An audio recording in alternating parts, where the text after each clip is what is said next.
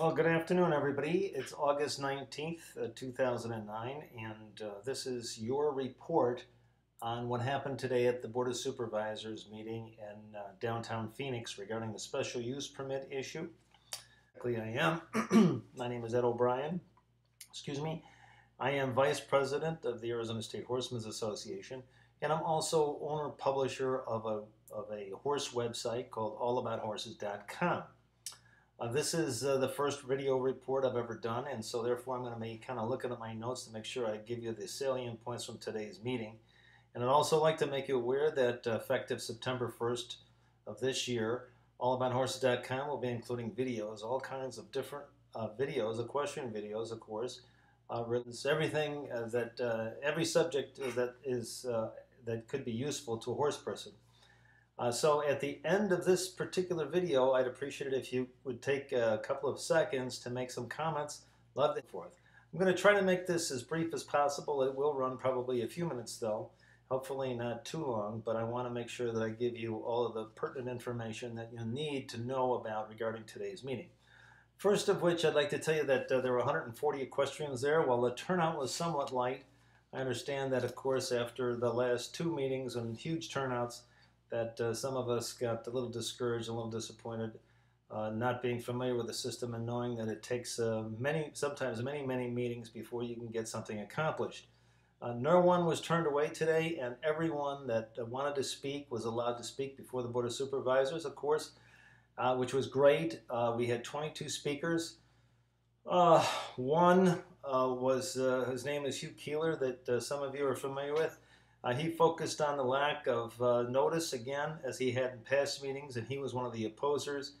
And the only other speaker that spoke against the issue was Noreen Hart, who, again, many of you are probably familiar with. The balance of the 22, therefore 20 out of the 22 spoke in favor of the issue. The attitude of the meeting, I would characterize the attitude of the Board of Supervisors as positive, as good, and their interest appeared to be that of, their approach was probably, concern was to actually protect the equestrian lifestyle. So looking at it from their point of view, this was one of the means of protecting the equestrian lifestyle. They talked about Scottsdale and how the equestrians had been driven out of Scottsdale in the past and so on. So anyway, perhaps more on that a little bit later in another video. So let me just briefly review what happened. The text amendment was passed. We did succeed. And the way it read, and I don't, of course, mean to read this to you, but I think it's necessary, the text amendment stated that it referred to public equestrian uses accessory to a single-family residence limited to the following.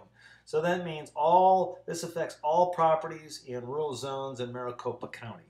So the first one was, of course, the one, if you're vaguely familiar with the issue, you're aware of the fact that it talked about boarding. It said the boarding of up to 5 horses and or other equine not owned by the private property owner and or resident. Documentation of ownership shall be made when more than 5 horses and or other equine are kept on the property.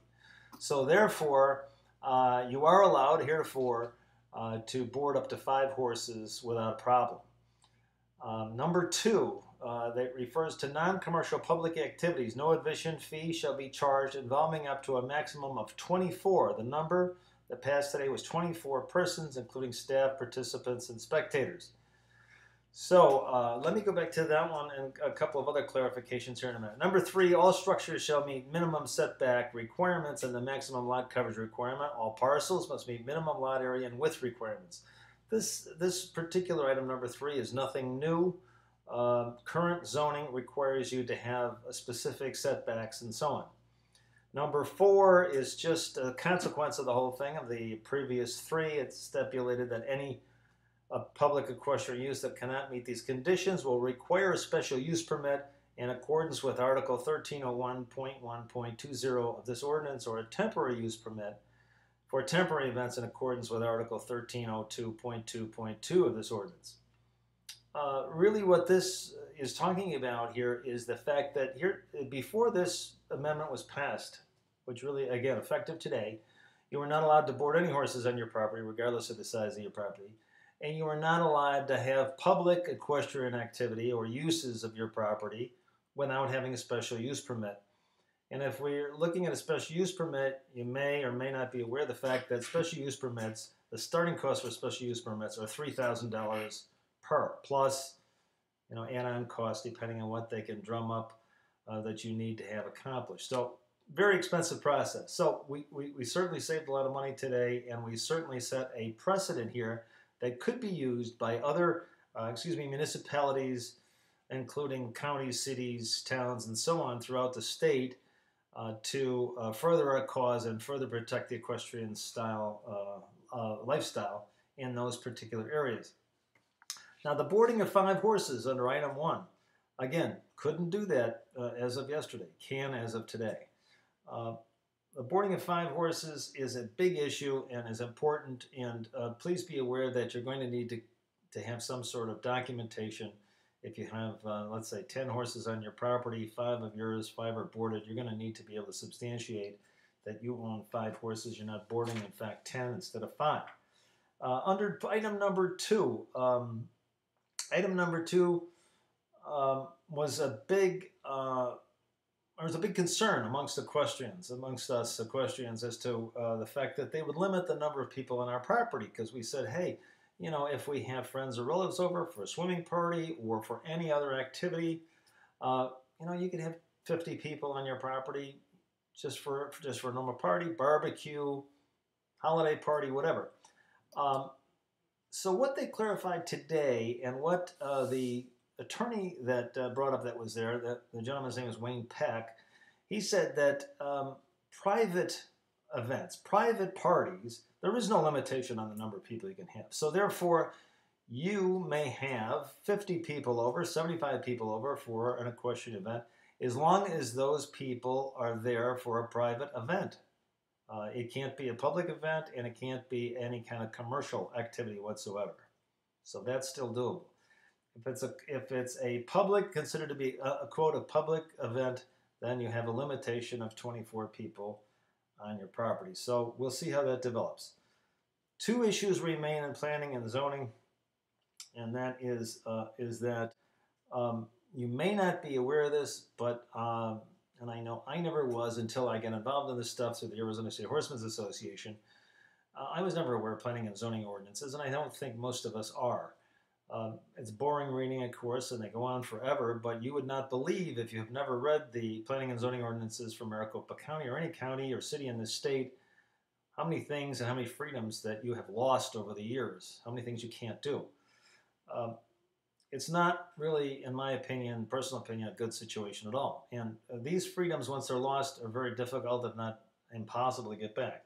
The second issue regarding planning and zoning regulations that we're going to have to deal with in the future, and we need to deal with both of these as an equestrian society in the state, and that is that the most important one is that the system is single complaint driven. The system of zoning ordinances or regulations is never meant to be policed by anybody. The only way that they ever deal with, the county enforcement, city enforcement, and so on, code enforcement, as it's called, ever deals with any of this stuff is when a neighbor complains.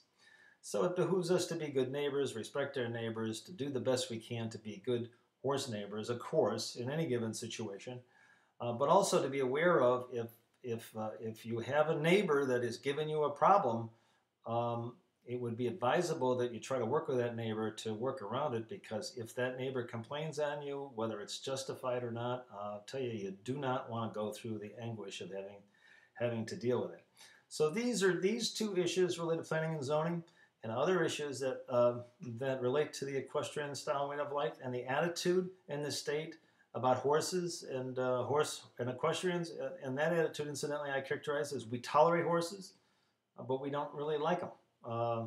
We've got a lot of development going on. We've got a lot of growth in the state, and therefore it's much easier for us to deal with the development and the growth and go with the majority than it is to deal with you equestrians. So we're working on that now, and you're going to get more information and more reporting back on that in the future. I apologize for the length of this. All of us equestrians, the best of success for now and in the future, and I thank you very much for listening and watching.